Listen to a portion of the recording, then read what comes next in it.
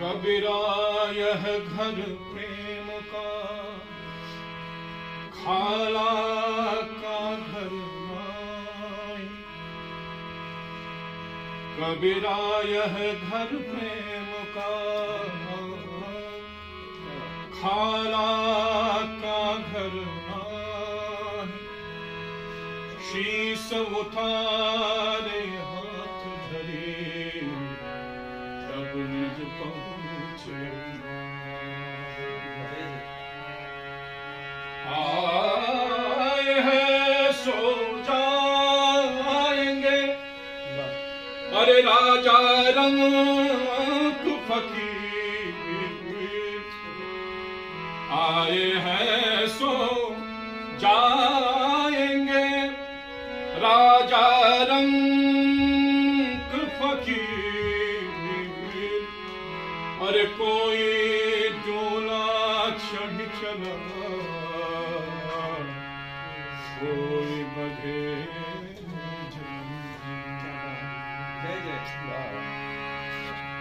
जब तू आया था जहां में, जगह से दूर।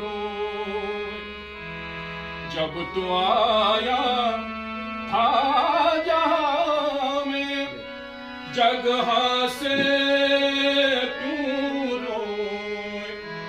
अरे करनी ऐसी कर चलो, हम वहां से हार जरे जसला करी। हार जरे जसला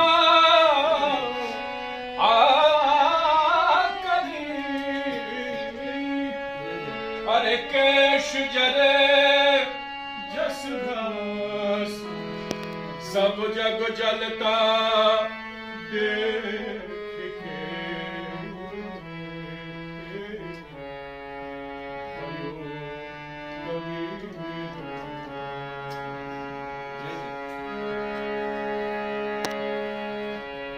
कबीरा यह संसार वैसा है, जैसा सेबल फूल। दिन दस के व्यवहार में झूठे रंग।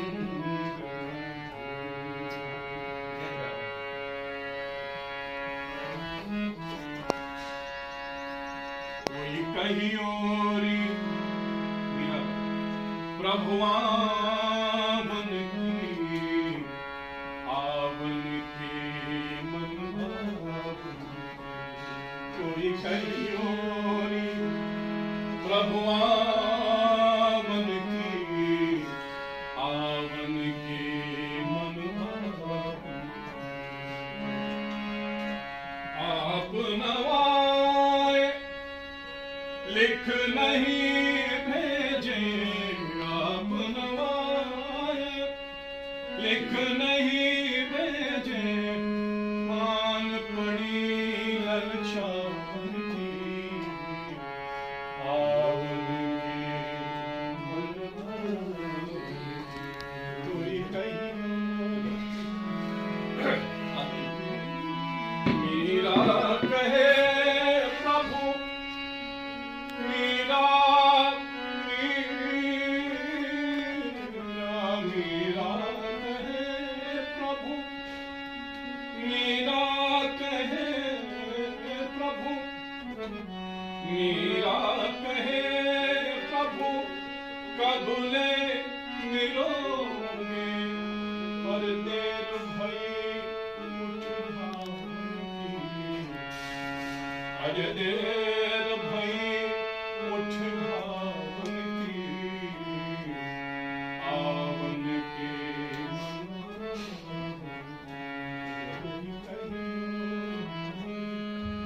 प्रभु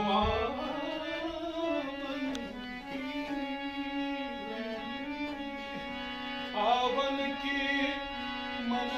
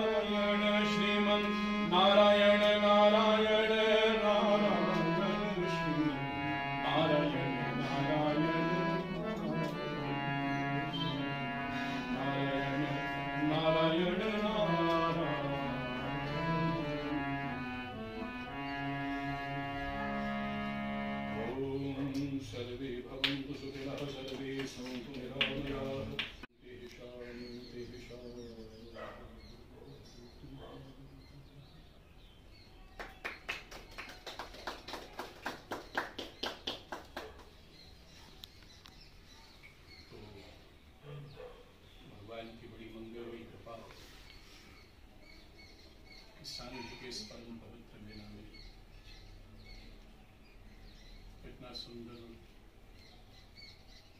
राग विद्या के द्वारा अपने तनिष्ठा के द्वारा सुना,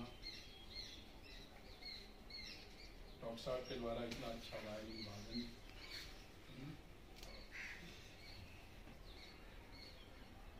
और ऐसा आदरणीय भारती जी के द्वारा कहा गया कि उपस्थित लोग कुछ सुनने की इच्छा रखते हैं।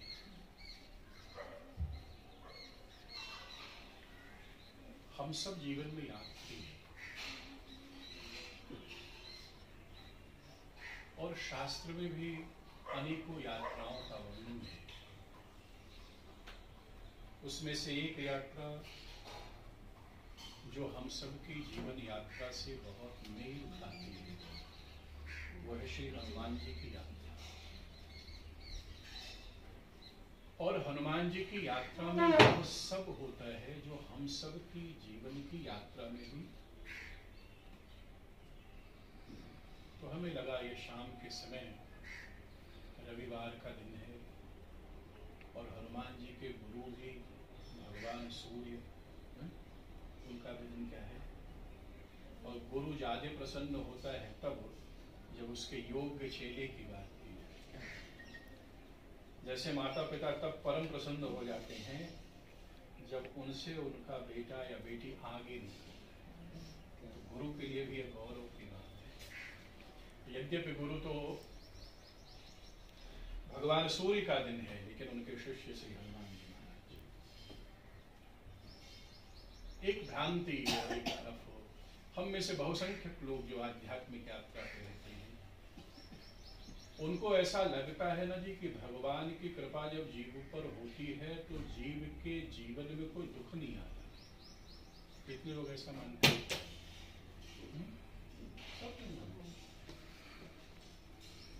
कि जीव पर भगवान की कृपा हो जाए तो फिर जीव के जीवन में कोई दुख। हनुमान जी के जीवन में दुख ही तब शुरू हुआ जब वो हनुमान जी राम जी से मिले। कॉन्ट्रडिक्शन। राम जी से जब तक हनुमान जी मिले नहीं थे तब तक आनंद में थे। वो सुग्रीव जहां जाए वहां पीछे पीछे हनुमान जी जाए। आज फरीदाबाद, कल गुड़गांव, परसों दिल्ली, कहीं घूमते हैं। और वो भागे। और हनुमान जी कौन है? बोले ज्ञान नाम अग्रगण्यम सकल गुण निधानम अतुलित बलधामम। मानो संसार का सबसे बलिष्ठ व्यक्ति जो है वो है कौन? श्री हनुमान जी महाराज। बोले बलिष्ठ तो है और कोई विशेषता है? बोले ज्ञान नाम अग्रगण्यम, उनसे बड़ा कोई ज्ञानी व्यक्ति भी नहीं। तो सोचिए, जो परम शक्ति संपन्न है, जो परम ज्ञानी है। बोले ज्ञानी और शक्ति संपन्न तो बहुत लोग हैं, लेकिन फिर चरित्र कैसा है, व्यक्तित्व कैसा है? बोले सकल गुण निधानी, समस्त गुणों से युक्त है हनुमान जी। जिसके पास शक्ति हो, जिसके पास ज्ञान हो, जिसके पास समस्त गुण हो, वो कौन है? अच्छा, एक बात और ध्यान दो, राम जी से जो जो मिला, राम जी ने सबको लगे हाथ कुछ न कुछ बांटते गए। विभीषण मिला तो क्या दिया?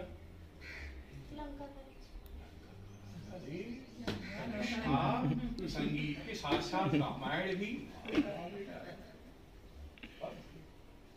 जैसे विभीषण मिला राम जी से ना, तो राम जी ने उसका राज्य तिलक कर दिया, यानी विभीषण को तुरंत ही मिला। सुग्रीव जैसे मिला, भगवान ने उसको भी दे दिया। भगवान ने कहा चलो तुम चिंता मत करो, तुम बाली से परेशान हो ना, तो बाली को मैं मारूंगा, चिंता नहीं, उसको भी ला दिया। अंगद को युवराज बना दिया।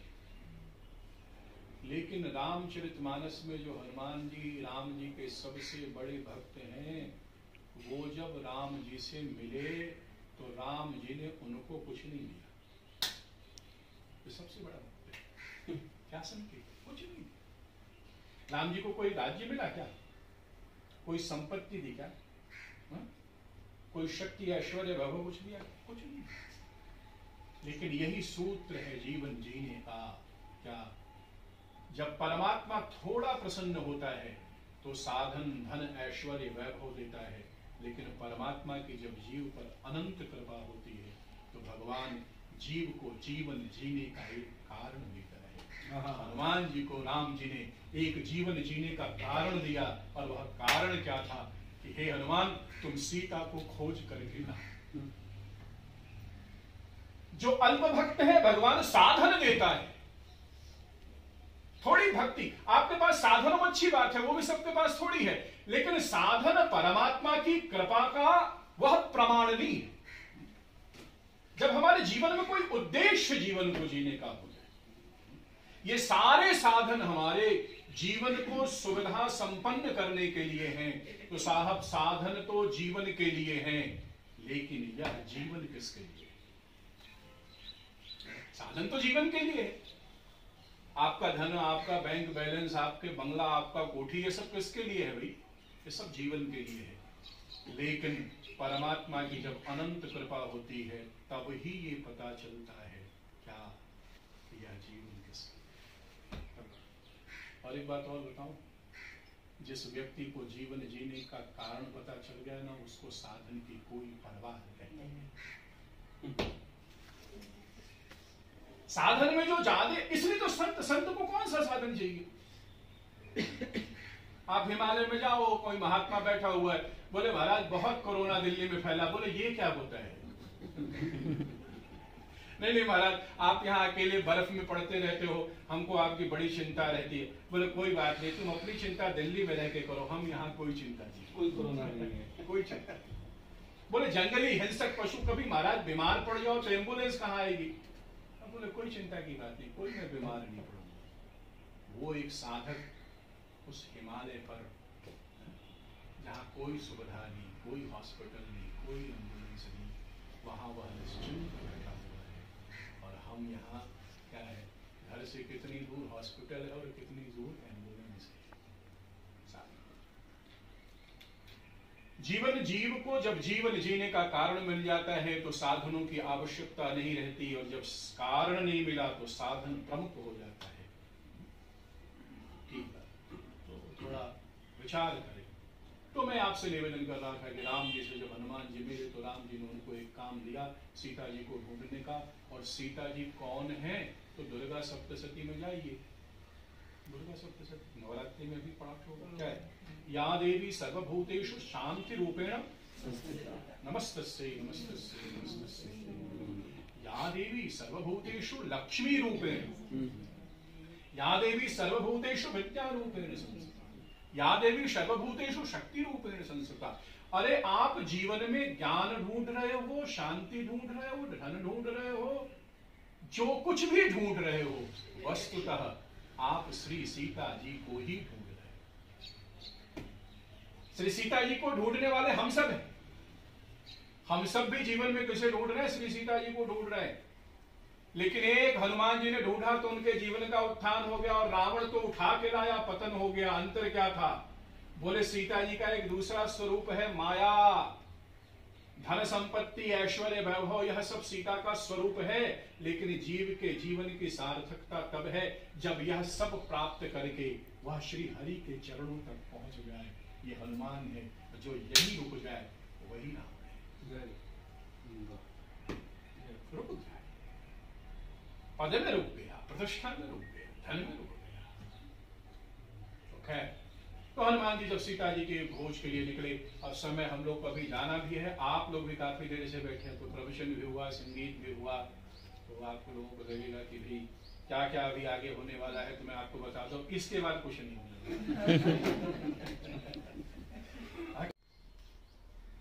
हनुमान जी ने कहा, राम काज कर फिर मैं आऊं, सीता कई सुर प्रभु सुनाओ। आप हमको खाना ही चाहती है ना, वैसे भी ये शरीर बांधने का है, क्या लेना देना इसका, आप खा लीजिएगा। लेकिन एक काम प्रभु ने दिया है, उनका काम कर लो, फिर मैं आपको समर्पित कर दूंगा। तो उसने कहा, ऐसा थोड़ी होता है, भूख हमको अभी लगी है, तुम कब जाओगे, कब आओगे, कब खाऊंगी, हम मिल गए हो तब तो खा ही नहीं। तो उसने क्या किया? उसने बहुत बड़ा अपना रूप लिया, हनुमान जी ने उससे बड़ा लिया, और अचानक हनुमान जी ने क्या किया? मुख में प्रवेश करके बाहर आया। जीवन की यह दूसरी बाधा कौन है? जो दिखाई देती है, जो आपसे कई गुना बड़ी भी हो सकती है और कई गुना छोटी भी हो सकती है। लेकिन यदि आप सावधान नहीं हो, if you are not very careful, then what will happen? बोले यही बाधा आपको निगलने की क्षमता रखती है। हमारे जीवन की जो इच्छा है, यही हमारे जीवन की सुरक्षा है। इच्छा छोटी भी हो सकती है, इच्छा बड़ी भी हो सकती है, और यदि आप इच्छा के प्रबंधन में सावधान नहीं हो तो आपकी इच्छा ही आपके संपूर्ण जीवन को निगल सकती है। जीवन में हम इसलिए दुखी नहीं है कि हमारे पास दुख का कोई कारण है। जीवन में बहुसंख्यक लोग इसलिए दुखी हैं कि वह इच्छाओं की सुरसा के द्वारा निगले जा चुके हैं। जो प्रोफेसर है उसे हेड ऑफ डिपार्टमेंट बनना है, इच्छा में निगला हुआ है, हेड ऑफ डिपार्टमेंट बना, उससे वीसी बनना है, जो वीसी बन गया उसे राज्यपाल बनना है, जो राज्यपाल बन गया उसे प्रेसिडेंट बनना है। यही तो चल रहा है। और किसी भी प्रोसेस में आनंद नहीं है, न इधर आनंद, क्योंकि वो चलती रही, वही सुरसा है। तो हनुमान जी ने क्या किया? यदि जीवन में आपको सीता जी को तलाशना है तो आपको अपनी इच्छा का प्रबंधन, you don't have to kill that. Hanuman ji मारा नहीं उसको, क्या किया? प्रबंधन, इच्छा का प्रबंधन। बुद्धिमान व्यक्ति वह है जो अपनी इच्छा का प्रबंधन करना जानता है, मैनेजमेंट ऑफ डिजायर। फिर हनुमान जी आगे बढ़े, एक तीसरी बाधा मिली। ये वाली बाधा तो दिख रही थी, यह तीसरी बाधा गहई छाक सकसोन उड़ाई एही विद सदा चल। यह जो तीसरी बाधा थी ये बड़ी अद्भुत थी। ये रहती तो समुद्र में थी, और समुद्र में बहुत सारे जीव हैं, चाहती तो खा लेती, लेकिन इसकी विशेषता क्या है? रहती समुद्र में है और खाती है जीव गगन में, आकाश के। ये देखिए कितनी सांकेतिक भाषा है शास्त्रों की, और उसकी शक्ति भी कैसी है। जब ऊपर से कोई पक्षी उड़ता हुआ जाए तो वो उसे पकड़े नहीं, उस पक्षी का प्रतिबिंब समुद्र के ऊपर पड़े, और ये क्या करे? उस प्रतिबिंब को पकड़े और बिंब ऊपर रुक जाए। पक्षी को नहीं पकड़ते। पक्षी उड़े तो उसका जो प्रतिबिंब पड़े ना उसको पकड़ते थे, और पक्षी ऊपर पकड़ में आता था। यह तीसरी बाधा कौन है? बोले हमारे आपके जीवन की जो ईर्ष्या है यही जीवन की तीसरी बाधा है। ईर्ष्या यह नहीं देखती कि हमारे पास क्या है, ईर्ष्या यही देखती है कि हमारे पास क्या नहीं है। अरे भूख का ही मामला है तो नीचे भी तो बहुत सारा खाने के लिए उपलब्ध है, बड़ी बड़ी मछलियां खा सकती, लेकिन वो नीचे नहीं खाती। ईर्ष्या ये नहीं देखती मेरे पास क्या है, ईर्ष्या सदा सर्वदा यह देखती कि मेरे पड़ोसी के पास कौन सी गाड़ी है, मेरे पास कौन है, उसका कोई चिंता नहीं करती ईर्ष्या। और हनुमान जी ने बड़ा संकेतिक काम किया। क्या? बोले हनुमान जी ने उसका प्रबंधन नहीं किया। ईर्ष्या का मैनेजमेंट नहीं करना है। हनुमान जी ने क्या किया? ईर्ष्या का समूल नाश। इच्छा का प्रबंधन करना है और ईर्ष्या को समूल रूप से नष्ट करना। जीवन में ईर्ष्या किसका है? क्यों ईर्ष्या? इतना सब कुछ करने के बाद हनुमान जी पहुंच गए लंका के मुख्य द्वार पर, और वहां कौन मिलती है? लंकिनी। लंकिनी मिलती। अच्छा ये सब तो अभी आया ना, क्या इसको बोलते हैं? सीसीटीवी। इतनी सुरक्षा में हम लोग रहते। सीसीटीवी है, उसके ऊपर से वॉचमैन है, और सीसीटीवी वॉचमैन के ऊपर से हमारा कंटिन्यूअस डांट भी है, जो वॉचमैन को कंटिन्यूअसली पड़ जाती रहती है। क्यों? सुरक्षा को लेकर हम इतने चिंतित हैं। लेकिन रावण की सुरक्षा व्यवस्था देखो, आज से हजारों साल पहले सीसीटीवी तो अब आई, वॉचमैन तो अभी शुरू हुआ, हाल फिलहाल में वॉचमैन वाला भी चल चले बहुत। अब तो घर घर वॉचमैन चाहिए, सबको चाहिए नहीं।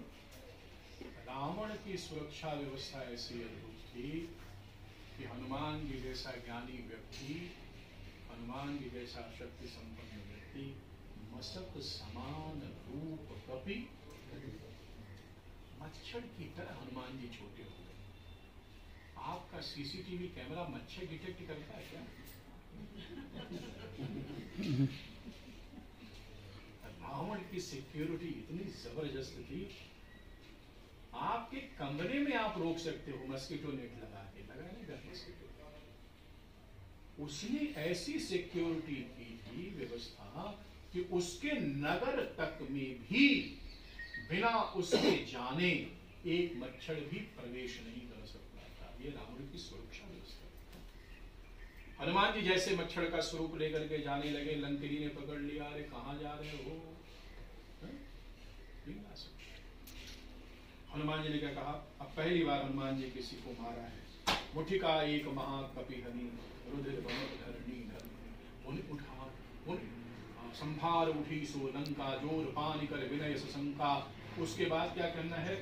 बोली जो बाधा थी, संकेत ध्यान दीजिएगा, अभी तक वह हनुमान जी को रोक रही थी कि आप लंका में प्रवेश नहीं कर सकते, और अभी क्या कहती है? मुठिका बाद वो कहती है प्रविश नगर कीजे सब काजा हृदय निवास की पुरुष। साधक के जीवन की तामसिक बुद्धि ही साधक के जीवन की यह बाधा है। जब साधना के द्वारा साधक तामसिक बुद्धि को सात्विक में परिवर्तित कर लेता है, तब उसे वह सात्विक बुद्धि आगे का रास्ता बताती है। और ध्यान दीजिए, हनुमान जी का लक्ष्य क्या है? वो ध्यान में रखेंगे तब आनंद आएगा। हनुमान जी का लक्ष्य सीता जी का पता लगाना है। उसके बाद क्या है? 4 बेडरूम अपार्टमेंट लेके लंका में सेटल हो जाना है, वापस जाना है। ये तो है ना पूरा लक्ष्य। जीव का पूरी यात्रा क्या है? हम जन्मे, नाम यश कीर्ति वैभव धन ये सब प्रसाद कमावे, कमाने के बाद श्री राम जी के चरणों तक वापस पहुंच जाए। यही हनुमान जी की यात्रा है, यही हमारी भी यात्रा है। हनुमान जी सीता जी को ढूंढने के लिए आए, लेकिन हनुमान जी सीता जी राम जी को चाहते। देखो, इतना सब कुछ करने के बाद यदि हम होते, इतनी बाधा हमारे आपके जीवन में आ जाती और सीता जी न मिलती, तब क्या सोचते हम सोचते हैं पंडित जी को फोन करो, पता करो क्या ग्रह नक्षत्र में गड़बड़ है, कुछ हो नहीं रहा है। ज्योतिषी को बात करो, इतना प्रयास कर रहा हूँ कुछ नहीं हो रहा है। गुरु जी कुंडली देखो, आप काशी से, मैंने कहा बिल्कुल काशी से। गुरु जी कुंडली देखते हो?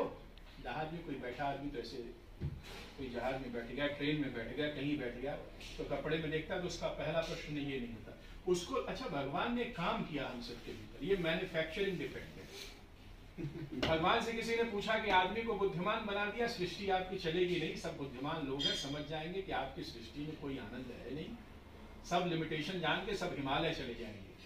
भगवान ने कहा कोई हिमालय नहीं जाएगा। उसने कहा कि ऐसा आपने क्या कर दिया कि कोई नहीं जाएगा, लोग समझ नहीं जाएंगे कि इसमें कुछ नहीं रखा है। बोले एक मैन्युफैक्चरिंग डिफेक्ट मैंने डाला है, ध्यान से समझिए क्या, इसी से हमारी सृष्टि चलेगी।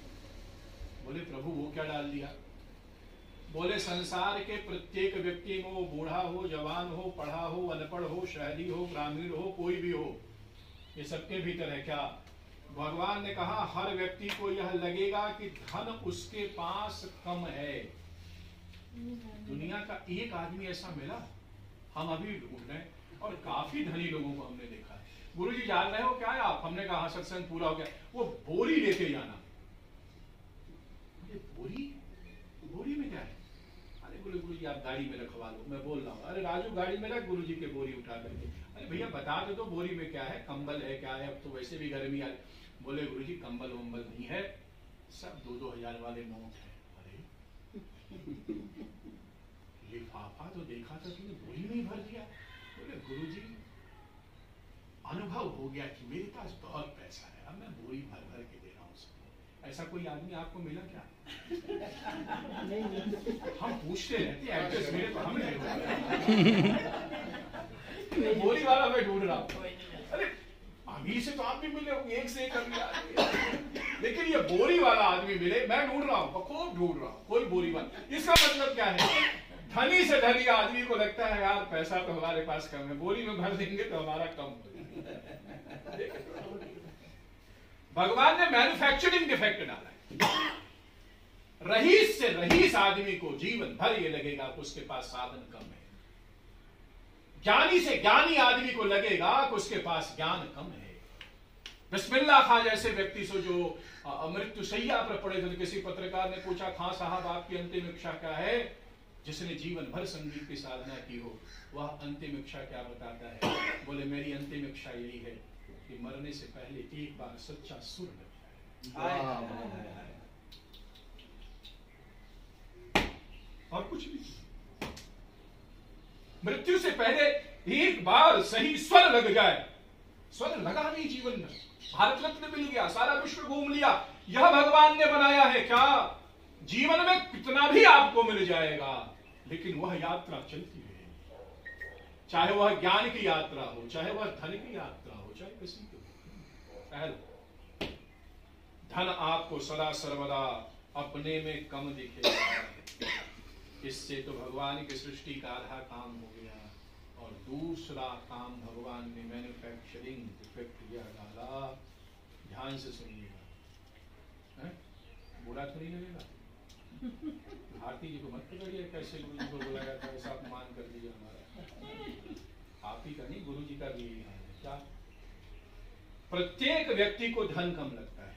धन यानी संपत्ति हो, ज्ञान हो, पद हो।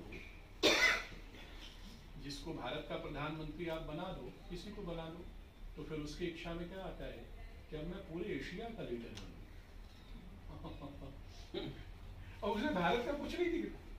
Being prime minister of India, उसको क्या लगता है? पूरे एशिया। फिर उसको क्या लगता है? मैं ऐसा कुछ कर जाऊं जिससे पूरे वर्ल्ड के मैप पर मैं आ जाऊं। संतोष, मैन्युफैक्चरिंग डिफेक्ट। दूसरी बात भगवान ने यह कर दी, किसी को भी साधन पूरा नहीं लगता साहब। और दूसरी बात भगवान ने यह कर दी, वो उससे खतरनाक है क्या? धन किसी को अपने पास ज्यादा नहीं लगता, धन सदा सर्वदा आपको कम लगता है, लेकिन जब मामला बुद्धि को हो तो हमसे बुद्धिमान दुनिया का दूसरा आदमी। किसी आदमी को आज तक आपने पूछा? इतने लोगों से आप मिले, कोई व्यक्ति आया आपके पास कि आपकी अवस्था 60 साल हो गई, 65 साल हो गई, जीवन का इतना अनुभव आपके पास है, हमने आपके बारे में बड़ा सुना है, कुछ ज्ञान दीजिए, आप कुछ अपना अनुभव बताइए। कोई नहीं आएगा आपके पास। Manufacturing defect. प्रत्येक आदमी को लगता है कि वो सबसे ज्यादा जानता और इसी दोनों भ्रम में ये दुनिया चली जा रही है। बुद्धिमान कुछ वेदांती सत्संगी हैं जो पकड़ लेते हैं और किसी के पास पहुंच जाते हैं, महाराज लग रहा है कुछ बुद्धि का ही मामला कम है, बाकी सब तो है। हनुमान जी महाराज क्या कह रहा था, मेरे जीवन में कोई दुख आता है तो हमको लगता है क्या यह ग्रह नक्षत्र के कारण आया। हनुमान जी के जीवन में इतना दुख आया, हनुमान जी ने अपनी यात्रा रोकी नहीं। संकेत क्या है, जब तक लक्ष्य न मिले आगे बढ़ते हुए ग्रह नक्षत्र को नहीं रोके। प्रविश नगर की जय सब काजा, हृदय राखी कौशल, मंदिर महु मंदिर मंदिर प्रतिकर शोधा, जहाँ तहाँ देखे अगणित जोधा, मंदिर महु न दीख भय देखे। इतना कष्ट सहने के बाद हनुमान जी लंका में आए, प्रत्येक भवनों में ढूंढ रहे हैं श्री सीता जी कहाँ मिलेंगी, श्री सीता जी कहाँ मिलेंगी, सीता जी कहीं दिखाई नहीं देती। लेकिन हनुमान जी निराश नहीं होते। यदि आध्यात्मिक आप हो, यदि भक्त हो, तो जीवन में एक चीज से दूर रहना, वह क्या है, नैराश्य, निराशा। राम नाम अंकित गृह शोभा वर्णन न जाय। और जैसे हनुमान जी ढूंढ रहे हैं, निराश नहीं हुए, ढूंढ खोज जारी रखी, तभी उनको दिखाया एक बड़ा सुंदर भवन, उसके ऊपर राम नाम लिखा था। और हनुमान जी को लगा कि लंका निश्चर निकर निवासा, यहाँ कहाँ सज्जन कर वासा। अरे यह तो निश्चरों का वास है, यहाँ कोई सज्जन व्यक्ति कैसे दिख गया। राम नाम लिखा हुआ है, और राम राम तेहि सुमिरन कीन्हा, क्या है, उसी समय विभीषण जगते हैं, राम राम कहते हैं। और जैसे राम जी का नाम सुना तो हनुमान जी को लगा अब मेरा काम बन गया। विभीषण जी से मुलाकात होती है। श्री विभीषण बताते इधर उधर नहीं देखो, एक अशोक वाटिका है, उस अशोक वाटिका में सीता जी मिलेंगी। हनुमान जी अशोक वाटिका में पहुंचते हैं। ध्यान दीजिएगा, हनुमान जी का लक्ष्य क्या है, सीता जी का पता लगा के भगवान श्री राम के प्रेम को पाना। जीवन में इतना कष्ट हनुमान जी ने पाया, अभी लक्ष्य तक नहीं पहुंचे। जैसे ही श्री सीता जी के सामने पहुंचे, सीता जी परम प्रसन्न हो गई और सीता जी ने हनुमान जी को आशीर्वाद देना शुरू किया। इतनी दुखी रही सीता भगवान के विरह में। श्री हनुमान जी ने जैसे राम जी का पता बताया, श्री सीता जी परम प्रसन्न हुई और हनुमान जी को आशीर्वाद देके कहती हैं, क्या अजर, अजर का अभिप्राय क्या है, जाओ तुमको किसी प्रकार का बुढ़ापा, आयु, कोई दिक्कत, कोई परेशानी नहीं, तुम अजर हो जाओ। जैसे ही आशीर्वाद दिया और सीता जी ने आंख खोल करके देखा तो हनुमान जी के चेहरे पर कोई एक्सप्रेशन में परिवर्तन नहीं है। तो हनुमान जी को लगा, सीता जी को, कि लगता है जो गिफ्ट हमने दिया थोड़ा हल्का था। अब किसी को गिफ्ट दो, उस पर कोई रिएक्शन हो ही नहीं गिफ्ट को, तो आदमी को क्या कहेगा गिफ्ट कुछ। तो हम सीता जी ने गिफ्ट थोड़ा और भारी किया, अजर अमर भी।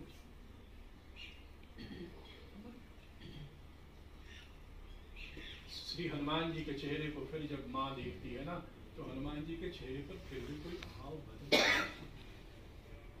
ऐसा हनुमान जी के चेहरे पर नहीं लगा कि हनुमान जी प्रसन्न हो गए।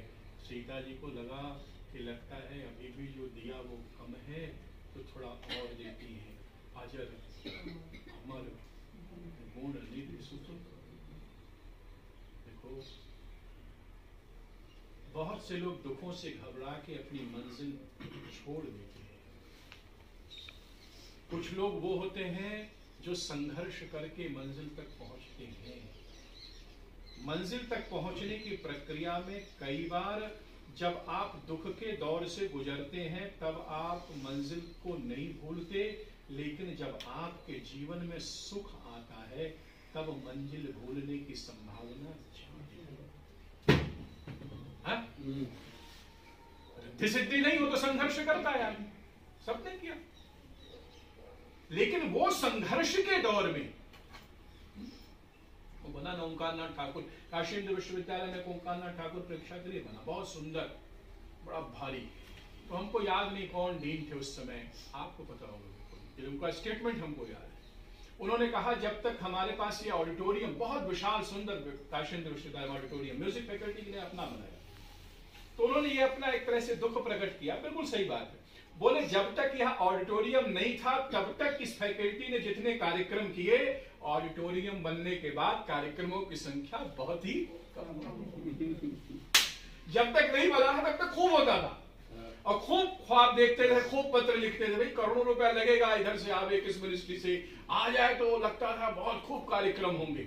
उन्होंने कहा लेकिन मैं अपना अनुभव बनाता हूं, इतना बड़ा जब से ऑडिटोरियम बना तब से कार्यक्रम बहुत कम हो गए, और जब वो छोटा वाला था तो उसमें हम लोग बहुत कार्यक्रम किए।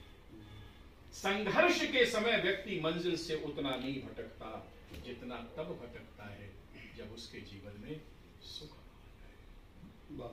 हनुमान जी महाराज खड़े हैं, श्री सीता जी ने कहा अजर अमर गुण निधि सुत हो। अभी तक सबने हनुमान जी की परीक्षा ली, अब फाइनल परीक्षा हनुमान जी की श्री सीता जी स्वयं लेती है। बहुत मुश्किल एक साधक को उसके जीवन का लक्ष्य मिल जाए। कलाकार को सुख मिल जाए, जीव को जीवन जीने की कला का पता चल जाए। साहब बहुत मुश्किल बात है, इतना आसान नहीं है, इतना सरल थोड़ी है जीवन। जो भी आपका लक्ष्य है वह लक्ष्य आपको मिल जाए, वह पाना इतना सरल नहीं, बहुत मुश्किल। हनुमान जी भगवान श्री राम के चरणों का सिवाय हनुमान जी को राम जी के अतिरिक्त और कुछ नहीं चाहिए। इतना सब कुछ हुआ, इतना कष्ट सहा, जीवन के ऊपर कितने कष्ट आए हनुमान जी को, सब पार करके और फाइनल परीक्षा सुख स्वरूप श्री सीता जी स्वयं लेती है। यह सदपात्र है कि नहीं। और ध्यान दीजिए, सीता जी ने कहा अजर अमर गुण निधि सुत हो। इतना सब देने के बाद भी हनुमान जी अष्ट सिद्धि नवनिधि के दाता, फिर और आशीर्वाद दिया। बोला हनुमान जी मैं तुमको अष्ट सिद्धि नवनिधि नहीं दे रही हूं, वो तो अलग बात है। अरे भाई आप हमारे घर आवे, हम आपको कोई चीज दे दें, वो अलग बात है। सीता जी ने उससे अलग दिया हनुमान जी को। क्या बोले अष्ट सिद्धि नवनिधि के दाता, असवर दीन नायक माता। मैं तुम्हें अष्ट सिद्धि नवनिधि दे नहीं रही हूं, मैं तुम्हें वह क्षमता प्रदान कर रही हूं कि तुम जिसे चाहो उसे अष्ट सिद्धि और नवनिधि दे सकते। इतना सब कुछ देने के बाद भी हनुमान जी के चेहरे पे कोई प्रसन्नता का भाव नहीं था, और माता को लगता है कि अब यह व्यक्ति सही पात्र है। तब हनुमान जी को सीता जी आशीर्वाद देती हैं, क्या अजर अमर गुण निधि सुत हो, परम बहुत जाओ, आज मैं तुम्हें यह आशीर्वाद देती हूं कि आज के बाद तुम राम को भूलो तो भूलो, लेकिन मेरा नाम तुम्हें कभी नहीं भूलेगा। जैसे ही श्री हनुमान जी महाराज ने यह सुना है, हनुमान जी महाराज अशोक वाटिका में नृत्य करने। मेरे भाई बहन, जीवन की यात्रा, हम सब जीवन की यात्रा में हैं, लेकिन ध्यान दीजिए जब भी कभी आप दुखी होइएगा, परेशान होइएगा, उस दुख और परेशानी के क्षण में इस श्री सुंदरकांड जी को जरूर याद करिए। जब हनुमान जी जैसे व्यक्ति के जीवन में इतना कष्ट आ सकता है साहब, तो हमारी और आपकी तो हैसियत। लेकिन हनुमान जी कभी अपने लक्ष्य से भटके नहीं। उनका एक ही लक्ष्य था, भगवान श्री राम का राज्याभिषेक हुआ, सबको उपहार बंटने लगा। भगवान श्री रामभद्र ने अपनी सुंदर माला निकाल करके हनुमान जी को उपहार स्वरूप प्रदान की गई। सब लोग भरे हुए हैं। उसी समय श्री हनुमान जी ने वह तोड़ दी माला। लोगों में हाहाकार बच गया। परमात्मा की दिए हुए उपहार का यह तिरस्कार। किसी ने जाके पूछा हनुमान क्यों तोड़ दी माला? हनुमान ने कहा मैं ये देख रहा हूं, मेरे माला में मेरा राम है, जिसमें मेरा राम नहीं है साहब, वो मैं हमको क्या तोड़ दिया। जीवन की सार्थकता इसमें हमेशा एक के साधे सब सधे सब साथ। और एक बात कह के फिर पुराण, अनेकों रास्ते हैं साहब। कबीर साहब जागृति वाले हैं, कबीर हमेशा जागने की बात करते हैं। मैं उस शहर से आता हूं जहां कबीर भी रहे हैं और जहां किसी घाट पर तुलसी भी बैठता है। कबीर जागने की बात करते हैं। जागो उठ जाग मुसाफिर भोर भई, अब रैन कहां जो। ये कबीर साहब है। जागो उठ जाग मुसाफिर भोर भई, अब रैन कहाँ जो सोवत है, जो सोवत है सो खोवत है, जो जागत है सो पावत है। उठ जाग मुसाफिर भोर भई, अब रैन कहाँ जो सोवत है। एक नींद से अखियां खोल जरा, एक गाफिल रब से ध्यान लगा, या प्रीत कर की रीत लगी, रब जागत है तू सो। यह प्रेम का तरीका नहीं है साहब कि मालिक जग रहा है, तू जग जा जग जा जग जा जग जा। गोस्वामी जी ने देखा कि जगना सबके बस का नहीं है महाराज, हम जग नहीं सकते। कुछ लोग पहुंचे, बाबा कोई सुधार है, कोई आप कुछ रास्ता सुझा सकते हो। कबीर साहब कहते जगो, मेरे बस में जगना नहीं है, मैं जग नहीं पा, मैं चैतन्य नहीं रह पा, मेरे में वो सामर्थ्य नहीं है, मैं बड़ा दीनहीन हूं, मैं असक्त हूं, मैं भी भगवान को प्राप्त कर सकता हूं क्या? गोस्वामी जी ने कहा हाँ तेरे लिए भी रास्ता है, लेकिन मैं उतना सावधान नहीं रह सकता, उतना जग नहीं सकता, उतना जागरूक नहीं रह सकता।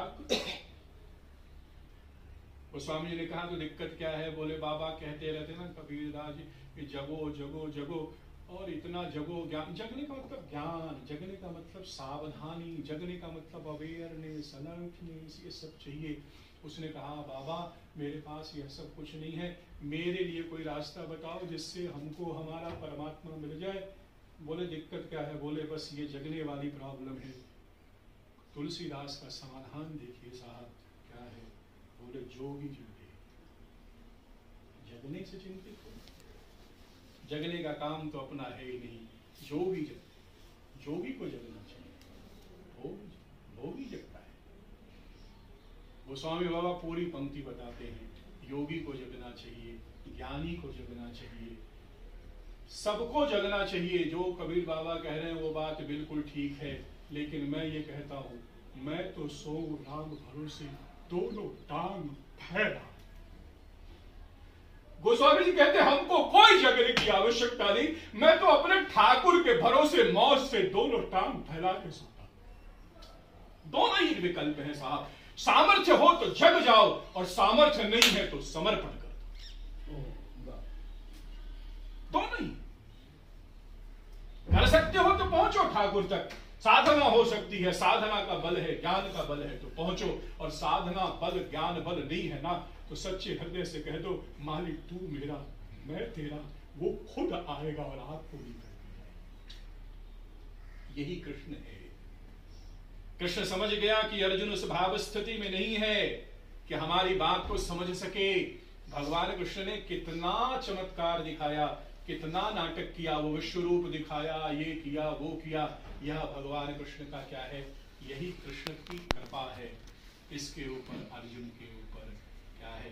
कृपा का अभिप्राय, अर्जुन यदि भगवान कृष्ण तक नहीं पहुंच सकता तो भगवान कृष्ण अर्जुन के स्तर पर आ गए। इसीलिए गुरु महत्वपूर्ण है। दुनिया के इस भारतीय संस्कृति ने गुरुओं को बहुत महत्व दिया। किसी ने पूछा गुरु कौन है? बोले गुरु वह है, गुरु ब्रह्मा, गुरु ब्रह्मा, गुरु ब्रह्मा। बोले गुरु ब्रह्मा है। बोले थैंक यू वेरी मच, आपने बता दिया गुरु ब्रह्मा है। तो जाने लगा, फिर बुलाया, बोला ना ना ना ना, गुरु के साथ अभी न्याय नहीं हुआ, गुरु ब्रह्मा ही नहीं है। तब बोले गुरु विष्णु, वो विष्णु भी है। व्यक्ति जाने लगा, बोला बहुत धन्यवाद, आपने बता दिया गुरु ब्रह्मा भी है, गुरु विष्णु भी है। अब मैं जाऊं? बोले जाओ। रास्ते पर थोड़ा दरवाजे तक पहुंचा, फिर बोला बोलो ना ना ना, अभी भी गुरु के साथ न्याय नहीं हुआ। तीसरी बार आया, बोला अब क्या है? बोले मैं सोच रहा हूं ना कि गुरु ब्रह्मा भी है, गुरु विष्णु भी है, गुरु महेश भी है। ब्रह्मा विष्णु महेश तीनों गुरु है। बोला अब तो कोई देवता बचे नहीं, अब तो तीनों का नाम ले लिया, अब तो जाऊं? बोले हाँ अब जाओ। वो व्यक्ति सोचता रहा, उसको लगा कि नहीं अभी भी गुरु के साथ न्याय नहीं हुआ। चौथी बार बुलाया, बोला गुरु ब्रह्मा गुरु विष्णु गुरुदेवो महेश्वरा गुरु साक्षात परब्रह्म तस्मै श्री गुरु नमः। वह गुरु ब्रह्मा विष्णु महेश नहीं जी, वह गुरु ही साक्षात ब्रह्म है। क्यों? बोले इसलिए कि दुनिया के सब लोग तब आपको पूछते हैं जब आपके पास क्षमता ज्ञान आ जाता है, लेकिन एक गुरु है सब दुनिया आपको कहता है मैं आपसे तब मिलूंगा जब आप मेरे लेवल पर आ जाओ। यही तो क्लास है, मेरे लेवल में आओ। सारी दुनिया कहती है मैं आपसे बात तब करूंगा जब तुम मेरे लेवल पर आ जाओ। एक गुरु ऐसा है, बोला तू मेरे लेवल पर नहीं आ, मैं अपने लेवल से तेरे लेवल पर आ। यही श्री हनुमान जी ने किया, यही भगवान श्री राम ने किया। सांझे के इस परम पवित्र वेला में जब भी कभी मेरे भाई बहन आपके जीवन में कोई दुख हो, श्री हनुमान जी महाराज की इस कथा को याद करिए, या आपको बल देगा, संबल देगा। हो सके तो जगो, हो सके तो जानो, हो सके तो पढ़ो। नहीं हो सकता, कौन परवाह करता है, मालिक को समझ, मालिक खुद ले जाएगा। एक बात है कि इतना समय कितना हो गया।